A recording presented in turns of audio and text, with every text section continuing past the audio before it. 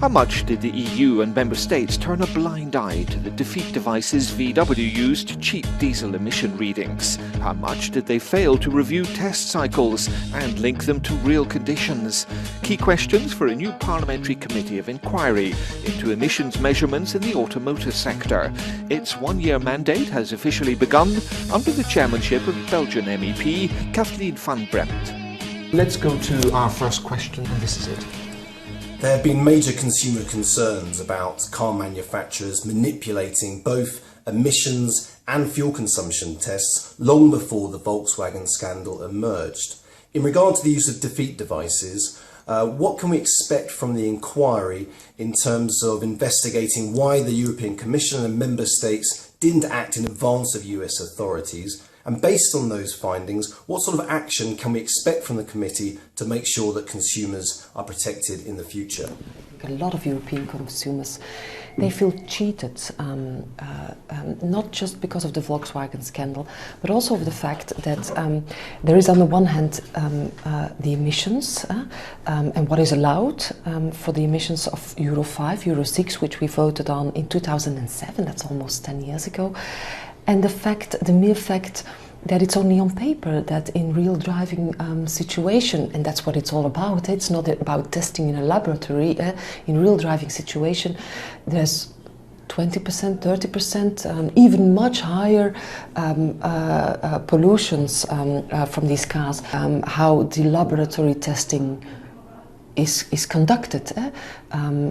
It has nothing to do with the real driving situation. But of course we didn't know that it was so bad, and we didn't know that there was fraud taking place. Well, at least I didn't know, and that means the Parliament didn't know. So that needs to be addressed in a proper way. I don't like to do politics based on indications and rumours and this and that. What we need is real data, real evidence, and then we can adjust our policy to that. Okay, let's go to our second question, which is from the industry. The new regulation on emission testing and on lower emission are a great step forward. What we are wondering is how can this new regulation help our automotive industry to maintain its current position as world leading? So that's what we are wondering. This is not an inquiry committee against our automotive industry. Yeah? It's a very important industry. There's a lot of people working there, and we want them to be leading.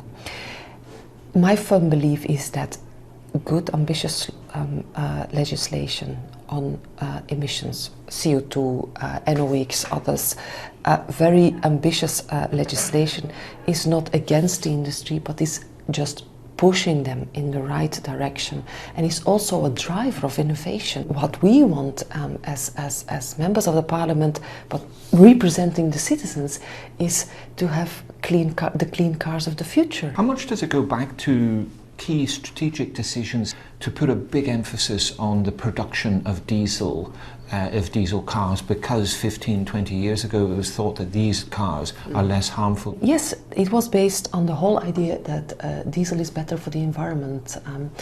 We now know that it's a more complex situation. It has to, on the one hand, it has to do with CO2 emissions, and on the other hand, it has to do with emissions that is very much related to air pollution, mainly in our cities. And both of them are very important. Do not ask us to choose which is more important, the climate issues or the clean air issues. What we need is to make sure the legislation that is now in place and the legislation that will be in the future in place related to CO2 and to all these emissions related to clean air, that they are implemented and reinforced. Mm-hmm. Okay, let's go to our final question. You have a unique opportunity to discover why European regulators failed to detect defeat devices and to expose continuous collusion between the national authorities, testing services and car makers in Europe that allows car makers to emit high diesel NOx and CO2 emissions. The question is why European regulators failed to adequately test cars on our roads, and why there is continuous unnecessary secrecy when it comes to testing compared to the US. Well, every question she asked will be addressed in the inquiry committee.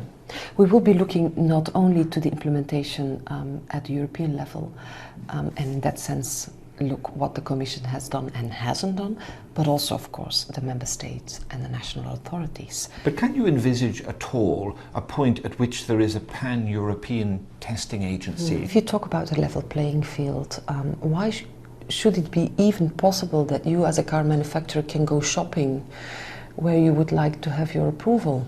That doesn't make any sense, does it? I'm completely convinced that's the way to go, and I'm completely convinced that we will get there. Thank you very much indeed. Appreciate that.